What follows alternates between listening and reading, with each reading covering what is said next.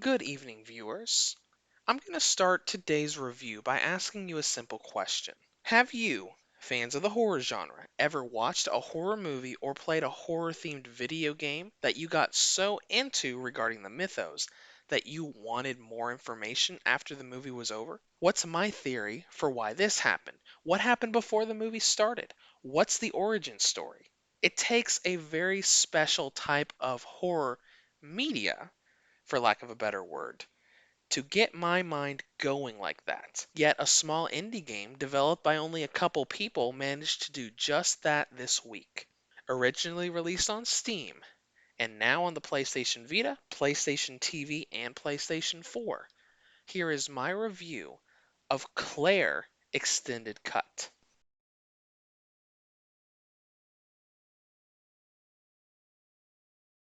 The plot revolves around a young girl named Claire, who often spends her free time at the hospital watching after her sick mother.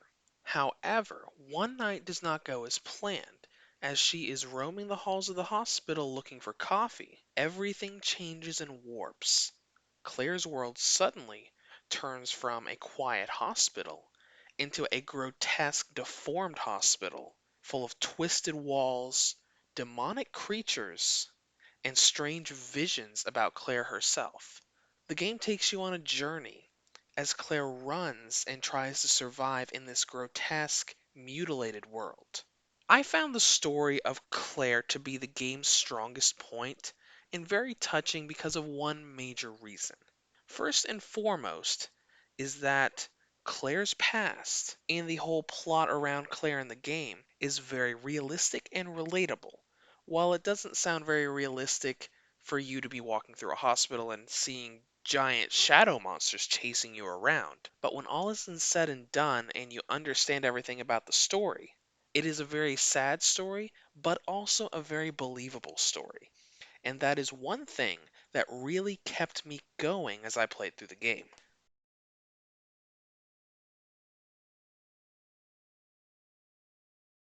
Claire is a survival horror game set in a side-scrolling 2D environment, but it's also an adventure game and a puzzle game all thrown in one.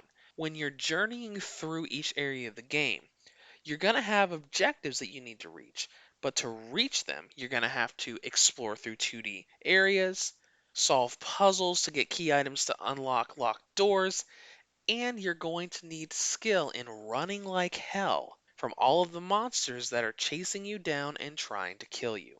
Exploration is going to be the biggest thing you're going to be doing to reach your objectives. There are a lot of doors in each area that you can go through, and a lot of doors that you cannot go through. Silent Hill fans should be very familiar with this style of exploration in a horror game. There are going to be doors that are locked and require key items from puzzles to be able to go through, and there are going to be some doors that you can't go through at all, whether they are blocked by debris or the actual door is broken and you just can't go through. You're going to be doing a lot of exploring to find alternate paths to get to your goal, and this is especially apparent in the second area of the game, which is the school area. Now, as I said just a moment ago, there are some key items you need to unlock doors from puzzles. You're going to come across about half a dozen puzzles across the entire game, and these function kind of like Silent Hill puzzles do. The premise of the puzzle is very simple, like turning the hands of a clock or arranging chess pieces in a specific order. Figuring them out is a little trickier and requires some thinking. There are subtle hints towards the puzzle around each area that you go through, but nothing is going to hold your hand and tell you exactly how to do it. You'll need to think both about the story, about Claire, and about the environments that you've gone through to be able to figure each one out. Now, finally, what makes this a horror game? No game would be a horror game without dark corridors, tension, suspense, and paranoia. Claire is a very dark game. Every single room you're in is really dark, and whether you're using your lighter or your flashlight, you're not going to be able to see hardly anything as you go through all of these deformed areas. Adding on to this are the monsters that chase you. You cannot fight the monsters, so all you can really do is run. But it's especially tense because not only can the monsters follow you through room to room to room, but the monsters will rotate where they appear. You might see a giant tall monster chasing you in a specific hallway in the hospital, and then 5 minutes later, as you're roaming around in another area, you'll come back to the hallway and nothing will be there. You go into a few other rooms and it ambushes you where you're not expecting it. That is one thing that I think especially makes the game tense because there's a random effect. You don't know exactly where that monster is going to be, even if you've played the game before. This formula comes together pretty well. You're going to be a bit mind boggled at times with the puzzles and exploration, but the story being constantly shown is a great piece of encouragement to keep you pushing forward. Before we wrap this section up, I have two things I want to talk about. You know I'm going to talk about length here in a moment, but let's talk about game bugs. If you were around during Claire's initial Steam launch, you will remember that the game was filled with bugs, crashes, and all kinds of problems. In the PlayStation version of the game, most of these bugs have been fixed. There are a couple lingering issues though.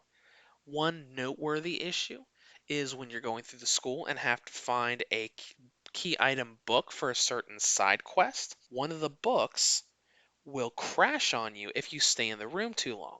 The developers are working on a patch to fix these problems, but just note when you go through the book quest, run as fast as you can into the room, grab it, and run out as fast as you can to avoid that crashing problem. Now let's talk about how long this game is. Horror games aren't really known for being especially long experiences, and Claire is probably about a 3 to 5 hour journey. This doesn't sound very long, but there's a lot of replay value to go through.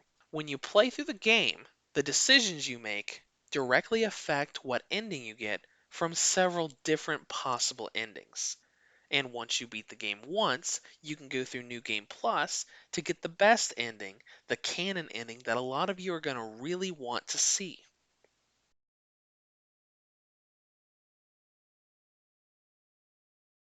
Now, as far as presentation goes, the game is a 2D side scroller in the vein of a lot of other indie games. If you look really closely, you can see a little jagged edge here and there on the sprites. But overall, the PlayStation version is actually an upgraded version compared to the Steam release. The Steam was strictly 2D, but the PlayStation version has some 2.5D elements thrown in as well. It really fits the design and genre well, so the visuals can easily be forgiven. Claire Extended Cut is a horror game that really kept me thinking about Claire's journey many hours after I finished the game. There are some bugs to be worked out in the game, so you should definitely think about that before purchasing. But the developers are working on it, and outside of those bugs, I find this to be a very touching and relatable and quality horror experience that any fans of the genre really need to check out, whether you have to look on Steam, the PlayStation 4, or the PS Vita. Reviews to go rates Claire Extended Cut a 9 out of 10. If you'd like to comment on this further, feel free to reach out in the comments below or head to my site at www.reviewstogo.com.